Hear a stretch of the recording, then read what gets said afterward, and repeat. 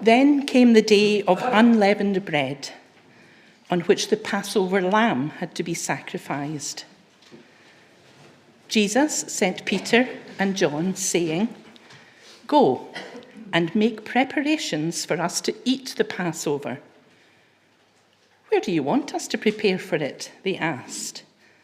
He replied, "As you enter the city, a man carrying a jar of water will meet you. Follow him to the house that he enters and say to the owner of the house, 'The teacher asks, where is the guest room where I may eat the Passover with my disciples?' He'll show you a large room upstairs, all furnished. Make preparations there."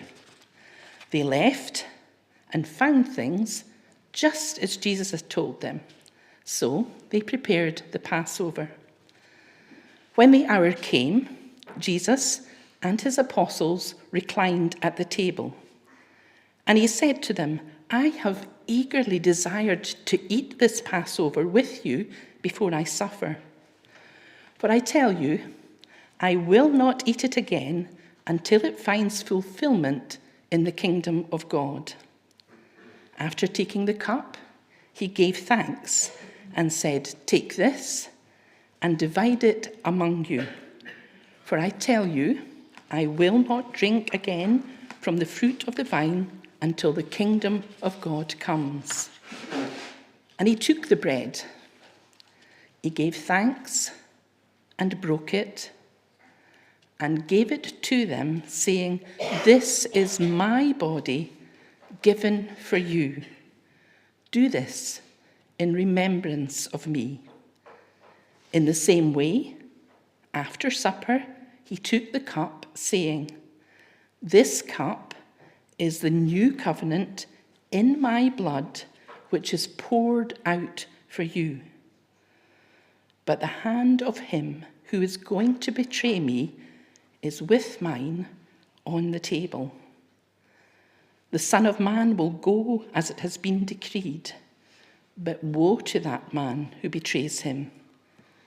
They began to question among themselves which of them it might be who would do this. And God will bless the reading of his word. Good morning. It's good to be with you again. It's lovely to be back here on a lovely March morning. I'm going to ask you to do something this morning. Instead of just falling asleep and waking up at the end of the service, I want you to do something. Will you do that? Good, 3 of you anyway. I want you to use your imagination, and I want you to go into the TARDIS and go back 2,000 years. And I want you to meet me in Jerusalem, because that's where we are this morning. Go back 2,000 years in your imagination. Who am I? My name's Peter. I have a brother called Andrew. We were both fishermen until we met this man called Jesus Christ. He was a rabbi, a teacher, and we followed him for 3 years. His teaching was just amazing. They called him Jesus of Nazareth because that's where he was brought up, in the village of Nazareth. What can I say about him? Well, it's actually impossible to describe this man. When we met him at first, he seemed to carry an authority like no one else. He taught about God. He taught about our relationship with God, whom he called his Father. His teaching, as I said already, was just magic. It was powerful. Nothing like what we were used to hearing in the synagogues. He had great wisdom, but great authority. But you know, that's not all. My goodness. I need to tell you about the miracles too. Because we weren't long following him, and we couldn't believe it. Blind people, he would touch them and they would receive their sight. People who couldn't hear got their hearing back. People that couldn't speak were able to speak. A paralyzed man let through the roof by his friends. The Lord healed him and he was able to walk again. Hemorrhaging, he stopped instantly. And at least three times, we were there when we saw him bring people back from the dead. We were gobsmacked, I tell you. And not only that, as fishermen, we were used to the storms and on the Sea of Galilee, but twice over at least, in the middle of a storm, when we were scared for our lives, we were astounded. He just shouted, "Peace, be calm." And the wind just stopped like that, and the waves just became calm. He had power over nature. He claimed to be God's Son. He claimed that he could forgive people's sins. The religious leaders, the chief priests, they hated that. They hated him because he was so popular too. The crowds started to follow him all over the countryside. But also they hated him because he upset their quiet existence. He loved the ordinary people. He didn't stand for airs and graces. He helped people find a relationship with God. And the leaders just wanted him out of the way. So we, myself, Andrew, and 10 other guys, we followed Jesus around. He called us his disciples. We were immersed in him. We relied on him. We trusted him. And the truth is, we came to love him. And then we found ourselves in the big city of Jerusalem. And it was the time of the Passover. We weren't to know it, but this would be the final week in Christ's life. And each day, Jesus spent the daylight hours in the temple grounds, in the courtyards, teaching and preaching. And the crowds were flocking around him to hear him. Drinking in the words of this powerful rabbi, his popularity was legendary. But on one of these days, he threw all the tradesmen out of the courts of the temple. He said that this was God's house and it was a place for worship and for prayer, not for a place for doing deals and dishonest trading. And he threw the rogue traders out.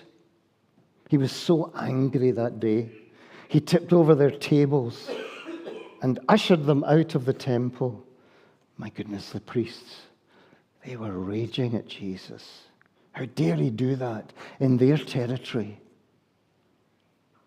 But each evening he would retreat out of the city and he would go to the Mount of Olives. Now, there it was quiet. Away from the crowds, we would spend the night there just outside the city. We would have peace.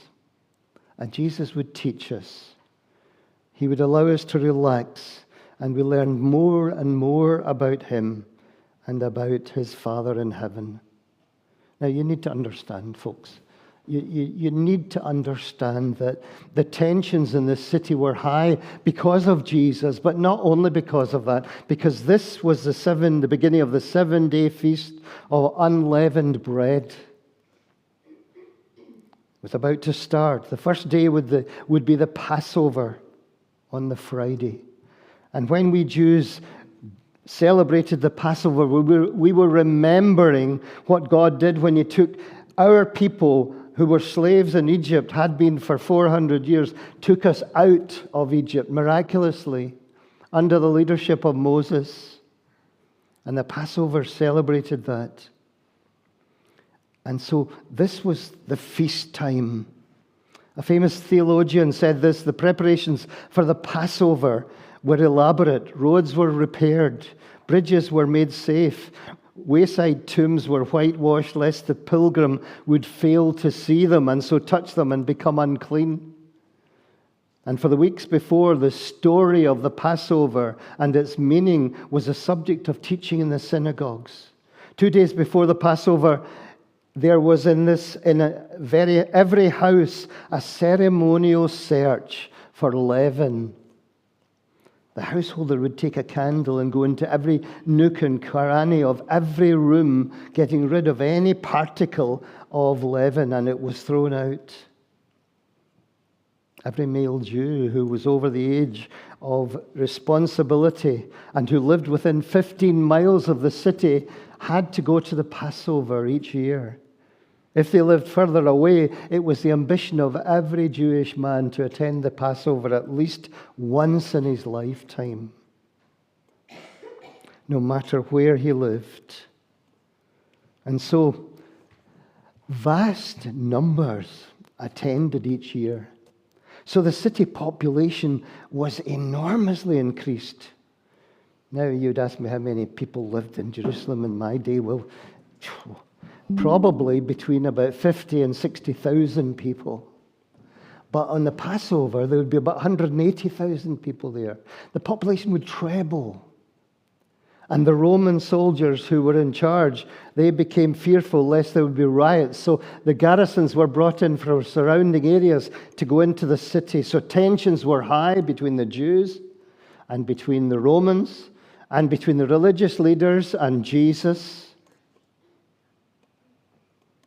The Jewish authorities, including the very highest priest, were determined to destroy our Jesus. Their patience was running out with him. He had won many an argument with them, easily countering their rigid, dead teaching. Jesus knew they were after him. He had been warned. People had said, "Don't go into Jerusalem, it's dangerous." But he went. He had to go. That was his purpose. But the religious leaders thought, how can we get rid of this guy? But they knew if they arrested him in public, there would be a public outcry. The crowds would be on his side. And so they were stuck, wondering how they would get him alone. Now, we didn't know it at the time, but I do now know. It's as clear as day, actually. Just as God is always looking for men and women to be his followers, to be his instruments of his good plans, so Satan also does the same. He is on the lookout for people to do his will. And each person needs to decide on which side they will fight. One of our fellow disciples, his name was Judas Iscariot. He got friendly with the chief priests. I don't know how that happened, but he did. And he offered at a price to let them know a suitable time when they could arrest Jesus when he was away from the crowds. He schemed with them to betray our master. Would you believe that? He had followed Jesus for over 3 years. And none of the rest of us had an inkling that this was happening in his mind and in his plans. Only Satan could have influenced Judas to do that. But you know, Judas must have allowed Satan into his heart. You know, there is no handle, as someone once said, no handle on the inside of a human being's heart. No handle on the outside, of a human being's heart. The handle is in the inside. It must be opened from within. And we have a choice to make. We have a choice whether we open our hearts to God or open our hearts to evil and to Satan. Some poet once wrote this, "To every man there openeth a highway and a low, and every man decideth the way his soul shall go." Do you know, I believe that each one of us needs to decide whose agent we will be. Will we be God's or Satan's? There is no third way. Well, Judas opened his heart up to Satan and opened the way for the religious elite in the country to capture Jesus when there was no one else around. He knew that Jesus went to the Mount of Olives in the evenings so they could find him there. And he told the high priests that.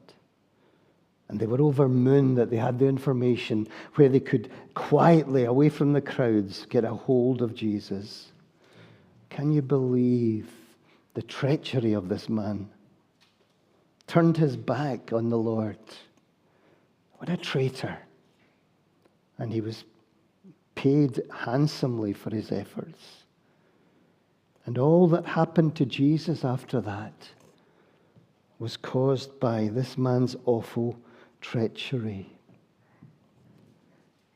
But I need to get back to the story. It was the Passover day, and the Passover lambs had to be slaughtered in the temple grounds in an appropriate way. And the preparations for the Passover meal had to be made in people's homes. And Jesus said to me and John, "Go and get things ready for the Passover for me." And we said, "Well, where are we going to celebrate the Passover?" And he said, "Go into the city, and as you go into the city, you'll see a man carrying a jar of water on his shoulders." Now, we rolled our eyes at that because men never carry jars of water on their shoulders. That's a woman's job. So we rolled our eyes and we thought, aye, right. "Follow that man," he said, "and he will lead you to a house. Knock on the door of that house and speak to the owner and say, 'Look, the teacher is asking, where is the guest room that you've got it ready so that I may eat my Passover with my disciples?' And he will show you," he said, Jesus. "He will show you into a room upstairs, all furnished. It's all ready. And you make the preparations there for when we come." Well, I tell you, me and John, we sauntered down towards the city and we looked at each other and we said, aye, this is just, we're on a hiding to nowhere here. But sure enough, when we went through the city gates, there was this guy carrying a jar of water. And we thought, oh. And we followed him and he went to a house. And we knocked on the door and we asked the guy. And would you believe it? It happened just as he said. The guy knew all about Jesus. The guy knew that he'd been asked to make the room ready upstairs. And, you know, the two of us felt ashamed because as we'd gone on in, we thought, we'll never see this guy. And what if we get the wrong guy with the water? Although that's highly unlikely. Or what if he leads us to the wrong house? What if we had so many what ifs? But we should have known better because we'd seen the Lord do amazing things before, many times. So we had all the preparations done by the time Jesus and the rest of the disciples arrived. We had to get the lamb from the temple, appropriately sacrificed, and we made sure that all the herbs and spices, the bread and the wine were there, all laid out on the tables. I tell you, it takes a lot of work to get ready for the Passover meal.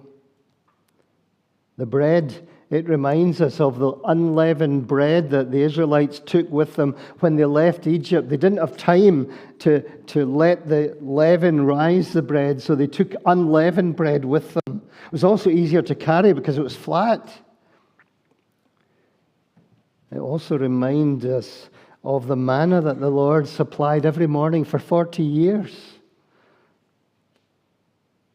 And then during the meal, there are 4 cups of blessing and thanksgiving, taken at various times of the meal. And we had all these cups in place and all the herbs and spices. And although I say it myself, John and I really did a pretty good job.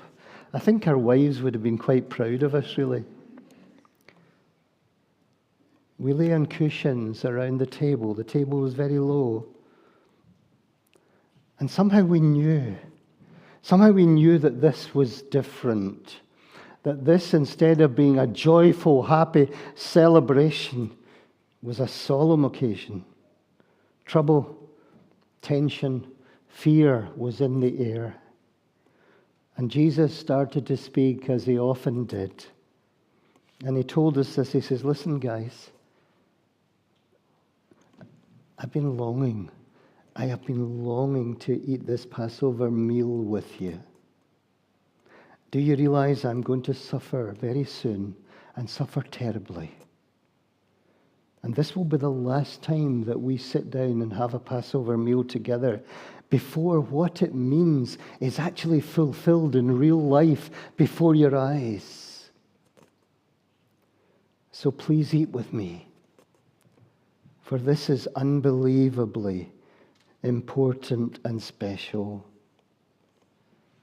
And so we ate, talked, and listened. The atmosphere was unduly somber. And then the Lord took one of the cups of wine and he gave thanks for it. And he said this, take this, each one of you. And he handed it round. I won't be drinking wine again, he said, until God's kingdom comes. We hadn't a clue what he was meaning. We were confused and unsettled. Then, do you know what he did?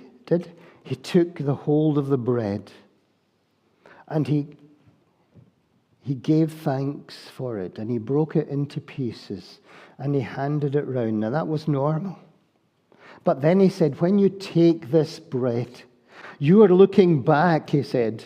You're looking back to Egypt and to the Exodus and to God's supply of bread for you. But today this bread means something totally different, something totally new. This bread is going to remind you in the future of me. I've just broken it. My body is going to be broken. I'm going to die and suffer.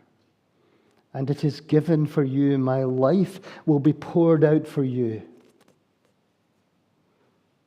What did he mean? And then Jesus, he hadn't finished. He took the last cup after the supper and he said to us, this cup again, you look back and you think about the thanksgiving for all that God did in delivering our people. But this cup of wine represents something new, God's new covenant, his new agreement with you. A covenant that is made possible by my suffering and by my death and by my death and by my blood, as it were, being shed for you. God's purpose is accomplished by me dying. Through my death, he brings a whole new relationship with him. Then the bombshell.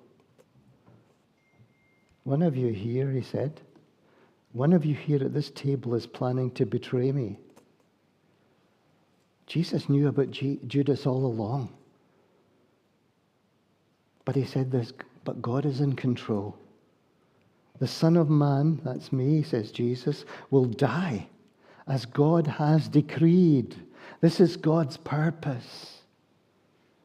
This is a remarkable plan, extraordinary as that sounds. But the betrayer will pay for his sin. And that is certain. My goodness. We were rocked when he said these things. And we looked at each other suspiciously and said, is it you? Is it me? Who is it? We were alarmed beyond measure. And almost immediately, Judas, who'd been sitting quiet in the corner as it were, silently got up and left the room, going out into the darkness to do his betraying work. We were shocked to the core. Friends, I'm so sorry to have to admit this, but in the middle of all this, in the middle of betrayal and talk of Christ's suffering, there was an argument among the rest of us. How could we be so stupid? Who was the most important in the disciples? That's what we're arguing about that. Can you believe that? You see, at a meal like this with a rabbi, the tables were set out. Usually there were 3 tables. There'd be one at the back, as it were, the main table, and then 2 arms going out the side like a U. And the rabbi would sit in the center, the place of honor. And on his right, first on his right, would be the most important guest. On his left, immediate left, would be the second most important guest. The second on the right would be the third most important guest. The second on the left would be the fourth, and we go on like that. The further you were away from the rabbi, the least important you would be. That was a tradition.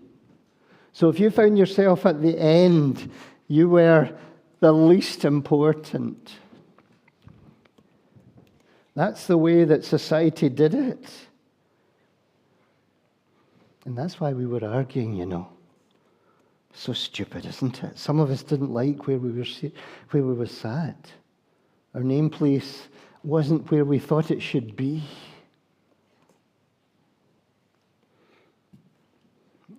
And Jesus heard all this. Tempers were flaring. We wanted nearer the Master. We thought we were worth more than the person next to us. And Jesus intervened to our shame. He says, listen carefully, guys. In the non-Jewish world, the kings and the rulers reign over their people, and they're often harsh and brutal. They don't care about their people. They're often rich and ruthless, ordering the ordinary people about, treating them like dirt. Don't you be like that. Don't follow that way. My followers are not in a competition, trying to have the most power or be the most important while looking down on others. No, if you happen to be rich and the world thinks you are important just because you're rich or you have a good job or whatever it is, remember, think of yourself as if you're a little child. Someone who has no power, someone who has no strength and no influence in the world. Be completely humble, he says. If you're my servants, that's what I want you to do. And if you're a boss or a ruler over people, serve them, don't dominate them. Care for them. Be prepared to do the humble tasks that no one else will touch. Those who follow me, continued Jesus, need to have a totally different way of life, different values altogether. Look at me. I'm your Lord and Master. I am rightly at the head of the table, but I am actually your servant. My whole life is given up to care for you, to look after you, to gently lead you and guide you into God's presence, to heal the sick, stand up for those who are poor and frail and weak. I am the Lord, yes, but I serve you all the time. Follow my example and be humble, be caring, serve others with your lives. That's why you're here. My goodness, when Jesus said that, we all fell silent, didn't we? We couldn't look at him. Our eyes were down, ashamed of our behavior, of our pride, of our self-centeredness. It was absolutely true. The Master's whole life seemed to be taken up with helping and caring for others, from morning till late at night. He was often exhausted with the long days and sleepless nights, looking after other people's needs. And then he said something extraordinary again. He says, just as my Father in heaven has given me the prime place in all creation as Lord, so I am giving to you all important positions in my kingdom. It's as if you all will have the best seat at the table, right next to me, all of you right next to me.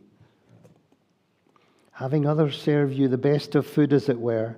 What's more, you will have your own thrones, your own place, as those whom I will delegate as judges over the Israelites. Wow, I still don't understand. What did Jesus mean? But it sounded good. He wasn't finished, though.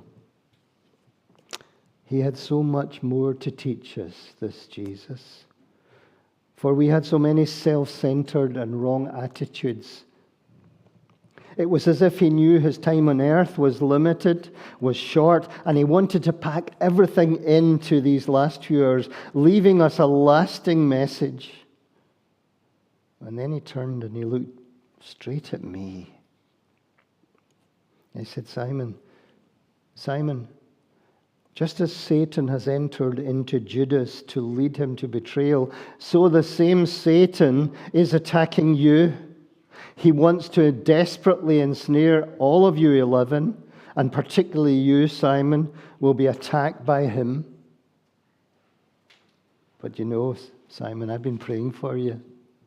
I have been praying for you that your faith would not be overcome, that you, even when you failed, you would be restored. And when you turn back to me, I'm going to give you a very important job. I want you to strengthen my brothers, my children, helping them to stay faithful.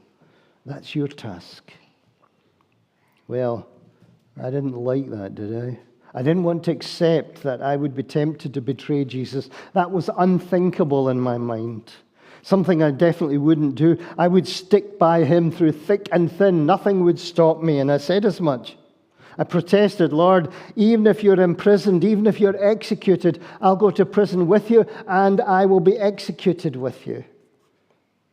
I'll defend you all the way to death. I was so confident in myself, wasn't I? And Jesus replied gently, and he said, Peter, I have to tell you, before the rooster crows in the morning, 3 times over you will have denied me. Denied that you even know me. Oh, I was indignant inside, but I didn't say any more. And Jesus says, all of you, you trust me. Keep trusting me wholeheartedly. On previous occasions, I sent you out without any means of support. I sent you out on mission, and you had all your needs met. You didn't lack anything that you needed, but now you are facing an entirely new battle. Life will be hard as my followers. You will be hounded. You will be persecuted. Some of you will be executed because you believe in me. You will need supplies, so be prepared. You will need swords to defend yourselves when people try to kill you. The scriptures forecast that I, the Messiah, will be killed alongside criminals. And that's about to happen before your eyes. The scripture prophecies never lie. What they write comes to be. They're fulfilled to the letter. What has been written is about to happen, and you will be witnesses of all of this.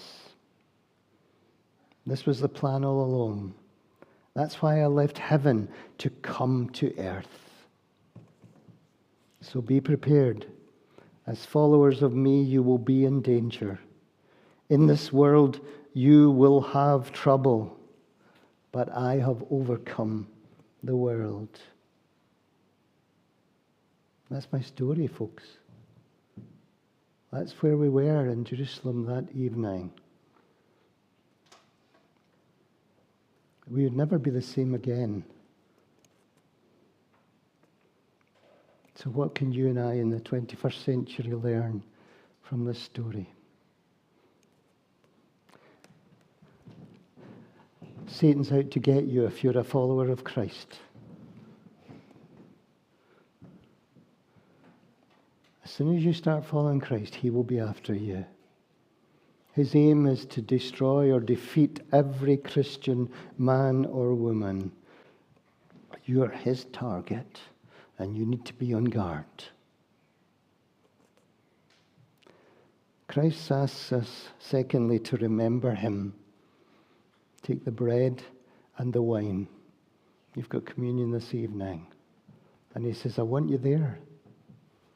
I want you there. Remember me with my people. Come together and meet with me there.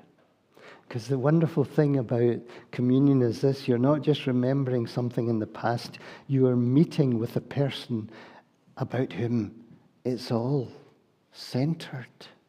You meet with Jesus in the communion.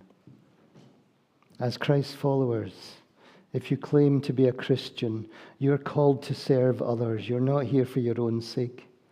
You're called to live your lives in service of others, wherever that be.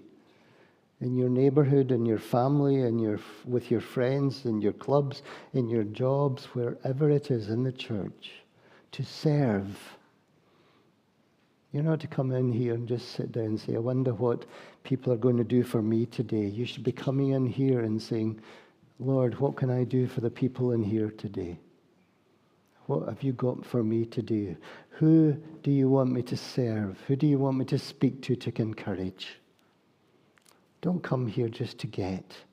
Come here to give. And as you give, you will receive. So important. Don't be a spectator. Be in the team. And Christ, and this is wonderful, he prays for you. He prays for you.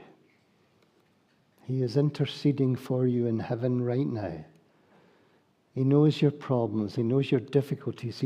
He sees everything about it. In the radio over, there was a reading from the story of Hagar. The God who sees me. He is the God who sees me. He sees you. He knows. And if you're in your depths for some reason, he is praying for you. And he will take you through. Trust him. He prays for us so that our faith won't fail when we're attacked by Satan. Or when we make mistakes, and my goodness, I can't count the number of mistakes I still make. And sometimes I'm like Peter, so ashamed. But God makes sure my faith does not fail, for Jesus prays for me. And Christ finally is with his followers through all circumstances. I will be with you always, even to the end of the age. That's the most precious promise. Jesus is with you. Tomorrow, the next day, the next day, the next day, on and on, never not with you. And that makes total difference to our lives, doesn't it? You can face everything, anything with Jesus. And he will hold you fast. That pure dead brilliant, isn't it? He will hold you fast.